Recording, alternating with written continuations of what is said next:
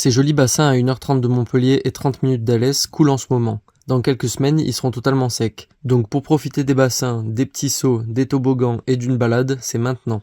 On s'est garé au parking des Concluses de Luçan et on a pris la direction du portail des Concluses. La marche dure 30 minutes avec peu de dénivelé et c'est ombragé presque tout le long. Sur le trajet, on peut profiter d'un belvédère avec une vue sur la rivière et de nombreux panneaux explicatifs sur les personnages historiques, la faune et la géologie.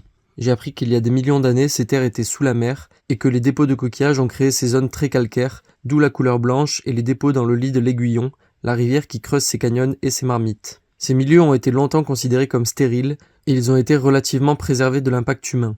On y trouve une belle végétation, adaptée à ces sols pauvres qui ne retiennent pas l'eau, ainsi que des beaux rapaces que je n'ai malheureusement pas eu la chance de voir. C'est pour ça que toute la zone est classée Natura 2000, afin d'assurer le repos nécessaire à l'alimentation et à la reproduction de la nature. Il est donc interdit d'y faire du feu, et comme on est dans la garrigue sèche, même fumer ce n'est pas conseillé, on ne doit pas faire voler un drone, ni toucher aux plantes. Comme dans toutes les sorties en nature, on ne jette rien, même les épluchures des fruits qui attirent les rats, et on ne met pas la musique à fond, etc. Tout en respectant ces règles, on peut profiter d'une ribambelle de beaux bassins d'un bleu laiteux à cause du limon calcaire. J'ai même trouvé 3 endroits pour faire des petits sauts.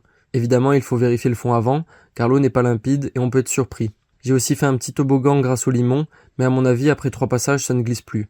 Pour repartir, j'ai trouvé un chemin assez raide en pleine forêt.